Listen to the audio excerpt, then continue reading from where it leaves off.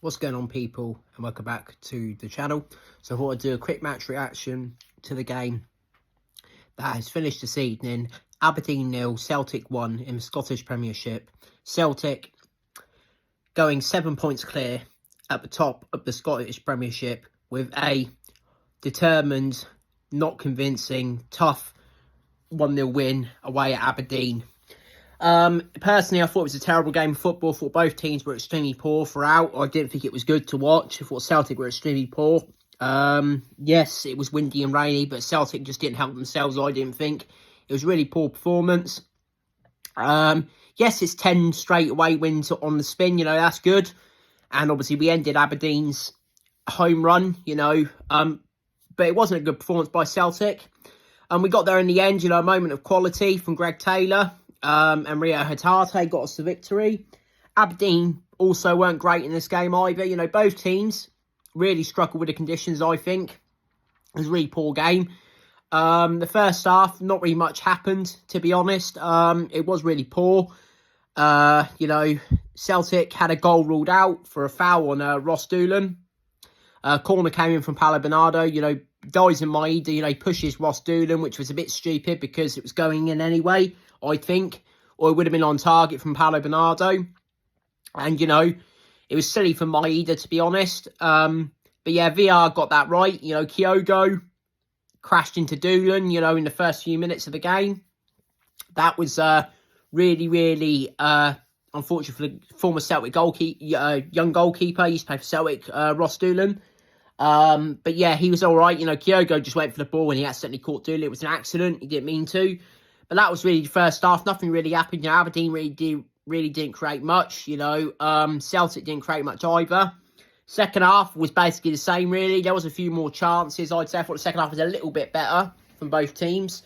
Ross Doolan made a really good save from Rio Hatate. Aberdeen throwing themselves in front of the ball twice, and then the third time, Hatate, who I thought was really poor throughout the game. I didn't think he was good at all against Rio Hatate. I think he's been really poor the last few games.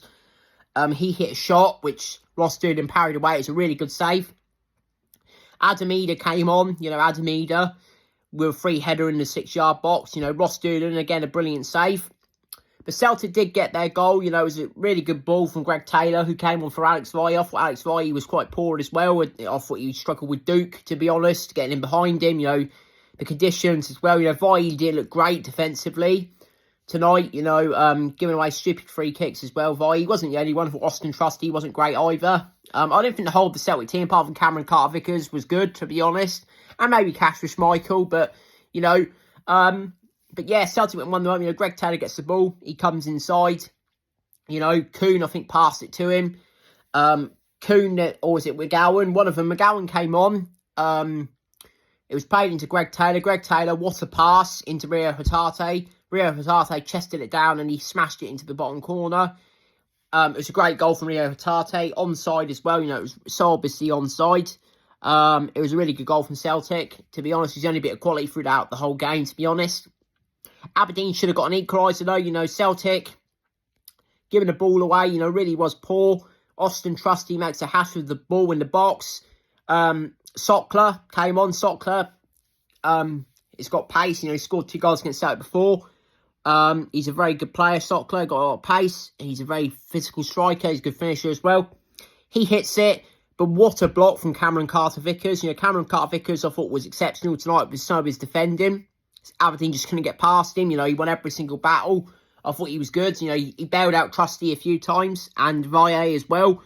But yeah, it's a brilliant block by Cameron Carter-Vickers. Comes off the edge of his foot and over the crossbar. Kasper Schmeichel was beaten. It would have been a goal for Aberdeen if Carter-Vickers didn't throw himself in the way. And that was it. Celtic saw it out. Aberdeen tried to get back into the game the last 2 minutes. It's 4 minutes added on. But Celtic saw it out. It wasn't a good performance at all. Very poor. The away performances recently have not... I think the performances have been quite up and down recently. I think the home performances have been better. Obviously the Leipzig game and obviously the game against Ross County was good as well. But the game against Kilmarnock, the game at Ross County away, this game, I don't think Celtic have been as fluid in these games. I think they found it really difficult, to be honest. But I still got the results, so you can't complain too much. We can't win 4 or 5-0 all the time, but we could play a little bit better, I think. You know, but Celtic got the win, you know, 7 points clear of Aberdeen, stay 11 points clear of Rangers, who beat Kilmarnock 6-0 tonight, you know. But yeah, Celtic's still ahead of Aberdeen now. They've got quite a big lead now, 7 points. You know, Celtic have a superior goal difference as well, really. It's 8 points, really.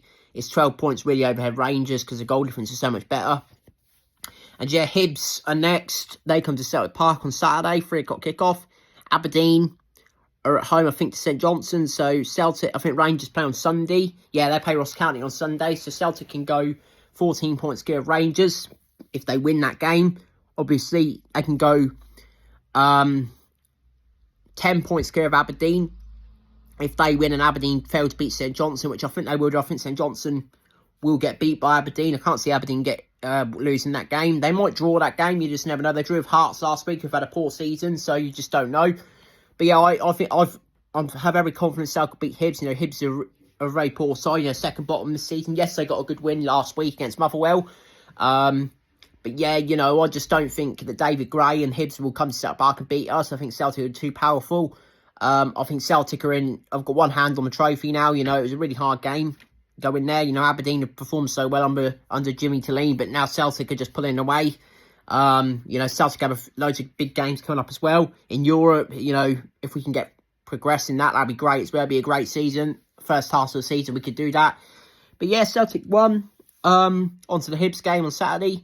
Like I said, I think Celtic will win. I think it'll be a better performance as well. Hopefully, you know, maybe give McGowan another start. You know, I think Hatate, you know, scored tonight. You know, Hatate will play. I thought Bernardo came in today. You know, I thought Bernardo was quite disappointing tonight, you know. But yeah, Hatate is going to play now. You know, I personally would have dropped him if he didn't score that goal. But now he has, you know Brendan's going to play him. So, yeah, I expect it to be Bernardo, McGregor and Hatate on Saturday against Hibernian. But we'll see what happens. But yeah, 7 points clear in the league. Very good result. If the performance wasn't great, you know, which it wasn't. You know, it wasn't a good game at all. It was a very boring game, I think. But you have games like that in football. You can't always be sparking all the time.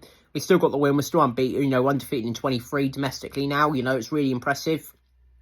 From Celtic, still the only team undefeated in the league now. And yeah, well done to Celtic for winning tonight. Take care, and I'll do a reaction to the Hibs game on Saturday. Peace.